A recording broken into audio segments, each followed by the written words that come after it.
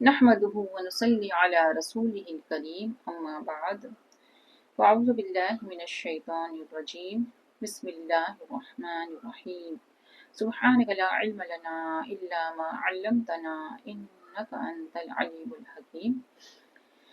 سورہ بقرہ کی آیت نمبر 3 میں ہم نے سیکھا کہ الذین یؤمنون بالغیب ویقیمون الصلاة ومما رزقناہم ينفقون، کہ اللہ کے مومنین اور متقین بندے ایسے ہیں جو کہ غیب کی باتوں پر ایمان لاتے ہیں اور نماز کو قائم کرتے ہیں اور جو کچھ بھی اللہ تعالیٰ نے انہیں عطا فرمایا ہے اس میں سے خرچ کرتے ہیں۔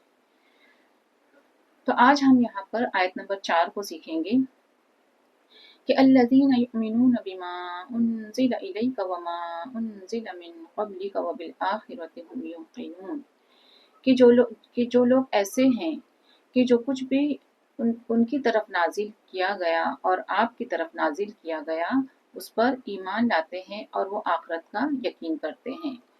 تو ان لوگوں کی طرف کیا نازل کیا گیا؟ جو کہ توریت، زبور اور انجیل ہے، یعنی کہ یہود اور نصارہ، کرسچن اور جوز، ان کی طرف توریت، انجیل یہ نازل کی گئی، تو ان کو اس پر ایمان لانا ہے اور اس پر عمل کرنا ہے۔ اور آپ صلی اللہ علیہ وسلم جب مبعوث ہو گئے، نبی بنائے گئے، اور ان کی طرف جب کتاب قرآن نازل کی گئی تو ان کو، یعنی کہ مشرکین جو کہ اللہ کو مانتے تھے لیکن اللہ کے ساتھ کئی معبودوں کو مانتے تھے، تو ان کی طرف قرآن یہ کہہ رہا ہے، اور یہود اور نصارہ کی طرف یہ بات کہی جا رہی ہے کہ اب آپ کو پچھلی کتابوں پر تو ایمان لانا ہی ہے، لیکن اب قرآن پر اور محمد صلی اللہ علیہ وسلم پر ایمان لا کے اس پر عمل کرنا ہے۔ اسی طریقے سے مشرکین کو بھی کہا جا رہا ہے کہ خدا صرف ایک ہے، خدا کا کوئی شریک نہیں، کہ آپ کو اللہ پر اور محمد صلی اللہ علیہ وسلم پر، قرآن مجید پر ایمان لے آنا ہے۔ جو لوگ کے ایمان لاتے ہیں جو نازل کیا گیا آپ کی طرف اور جو نازل کیا گیا آپ سے پہلے، تو اس سے مراد 4 آسمانی کتاب ہیں۔ زبور جو کہ داؤد علیہ السلام پر نازل ہوئی، توریت جو کہ موسیٰ علیہ السلام پر نازل ہوئی، اور انجیل جو کہ عیسیٰ علیہ السلام پر نازل ہوئی، اور قرآن مجید جو کہ ہمارے نبی محمد مصطفیٰ صلی اللہ علیہ وسلم پر نازل ہوئی۔ تو ان چاروں کتابوں پر ایمان لانا ہمارے لیے بے حد ضروری ہے، لیکن عمل جو ہے وہ قرآن مجید پر ہوگا۔ اور یہی حکم یہود و نصارہ کو بھی تھا کہ ان کتابوں پر تو ایمان لانا ہے لیکن اب عمل جو ہے قرآن مجید پر کرنا ہے، کیونکہ وہ کتابیں منسوخ ہو چکی ہے۔ بے شک وہ جو جس حالت میں اتری تھی وہ بالکل صحیح تھی، لیکن بعض علماء نے دنیاوی مفاد کے لیے ان کتابوں میں ترمیم یعنی رد و بدل، چینجنگ کر دی۔ وہ عام لوگوں سے معاوضہ لیتے اور آیت کی جگہ دوسری آیت ان کو بتاتے، یعنی کہ ہلکا حکم بتاتے، جیسے کہ زنا کی جو سزا تھی ان کی شریعت میں، تو اس کے بجائے کوئی ہلکا حکم بتاتے۔ تو اس طریقے سے انہوں نے کتاب کو چھپا کر رکھا اور عوام الناس تک، عام لوگوں تک اس کتاب کو پہنچنے نہیں دیا، اس کی رسائی نہیں ہونی دی۔ تو ہمارا اللہ تعالیٰ کا لاکھوں کروڑوں احسان ہے کہ قرآن مجید ہم امتیوں میں سے ہر ایک کے ہاتھ میں ہیں، ایک ایک بچہ اس کو پڑھتا ہے اور کئی اس کے حفاظ ہے اور بچے بچے اس کے حافظ ہے۔ تو ہمیں اللہ تعالیٰ کا شکر ادا کرنے کی ضرورت ہے۔ وَبِالْآخِرَةِ هُمْ يُوقِنُونَ، اور وہ اللہ کے مومنین اور متقین بندے ایسے ہیں جو کہ آخرت پر یقین رکھتے ہیں۔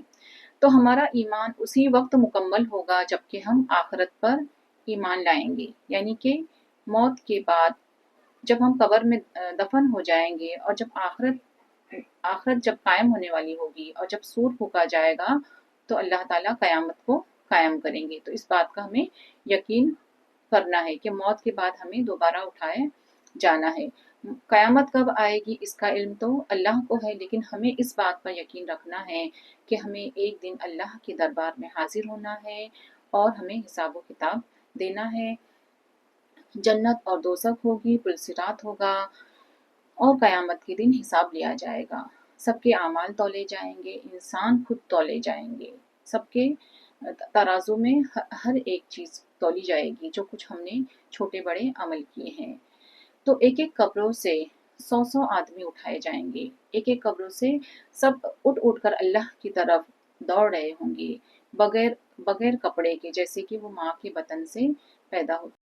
حضرت اسرافیل علیہ السلام سور لیے تیار ہے کہ کب اللہ کا حکم ہوتا ہے اور وہ سور پھونکتے ہیں۔ تو جب پہلا سور پھونکا جائے گا تو سارے انسان مر جائے گی۔ تو اس سے پہلے یہ ہوگا کہ جو پہاڑ ہے وہ روئی کے گالے کی طرح بالکل ہلکے پھلکے ہواؤں میں اڑتے پھریں گے۔ زمین جو ہے بوریے کی طرح لپیٹ لی جائے گی، اور اونٹنی حاملہ جو اونٹنی ہوگی وہ اپنے حمل کو ساکت کر دے گی، اور دودھ پلانے والی مائیں جو ہے اپنے بچے کو بھول جائے گی۔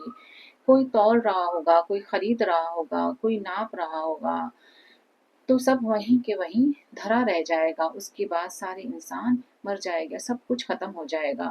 اس کے بعد اسرافیل علیہ السلام دوسرا سور پھونکیں گے، اور سارے کے سارے انسان اللہ کے دربار میں قیامت کے میدان میں حاضر ہوں گے۔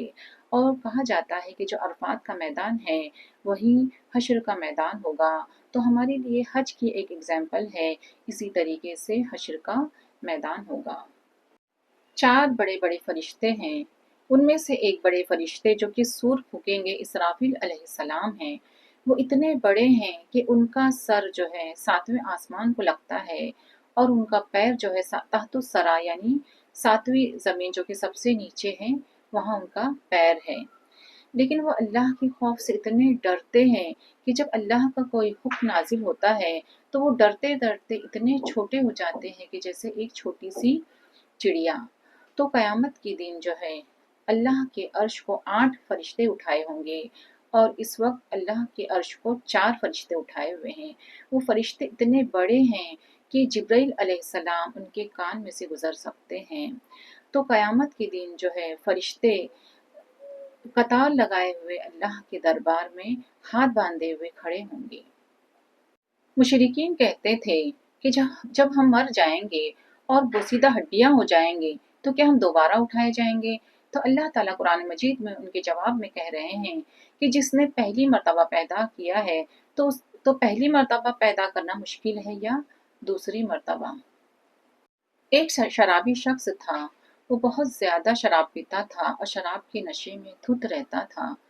جب اس کی موت کا وقت قریب آیا تو اس نے اپنے بیٹوں کو حاضر کیا۔ 4 بیٹے تھے اس کے۔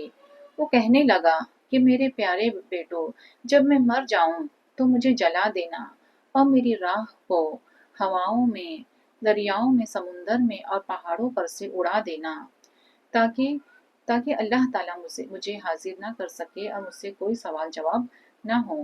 لیکن اللہ تعالیٰ نے اس کی راہ کو فرشتوں کے ذریعے سے اکٹھا کیا اور اس کو انسانی شکل دی، اس میں روح پھونکا اور اس کو اپنے دربار میں حاضر کیا، اور اللہ تعالیٰ نے فرمایا کہ بتاؤ میرے بندے تم نے ایسا کیوں کیا؟ تو اس نے فرمایا کہ اے میرے رب، صرف تیرے خوف سے۔ تو اللہ تعالیٰ نے اس کے اس خوف کی وجہ سے اس کی بخشش فرما دی۔ ابراہیم علیہ السلام نے پوچھا کہ اللہ تعالیٰ مجھے بتا کہ تو کس طرح سے مردوں کو زندہ کرے گا، یا کس طریقے سے تو جسم میں روح پھونکتا ہے؟ تو اللہ تعالیٰ نے فرمایا کہ تم ایمان نہیں لائے، کیا تم ایمان نہیں لائے؟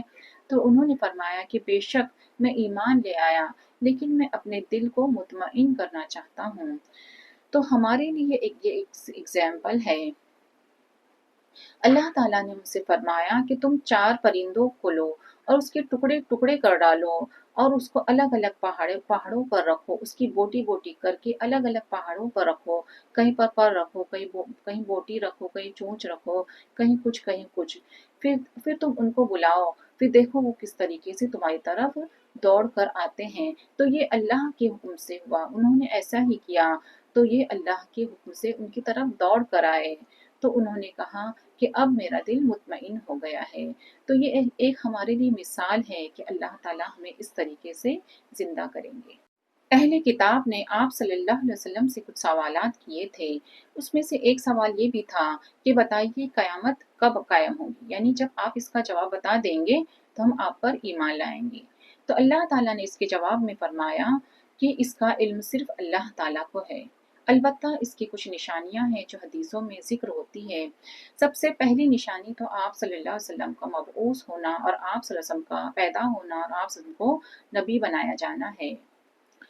اور بھی بہت ساری نشانیاں ہیں، جیسے کہ دجال کا آنا، مہدی علیہ السلام کا آنا، عیسیٰ علیہ السلام کا نزول، اور بھی بہت ساری نشانیاں ہیں۔ جس سے یہ پتہ چلتا ہے کہ اب قیامت قریب ہے۔ تو اس لیے ہمیں اللہ تعالیٰ کو یاد کرنا ہے اور اپنے بچوں کو بھی تعلیم دینا ہے، اور قرآن اور حدیث کو سیکھتے ہوئے خود عمل کرتے ہوئے دوسروں تک پہنچانا ہے۔ لائک سبسکرائب کریں اور ثواب کی نیت سے ضرور شیئر کریں۔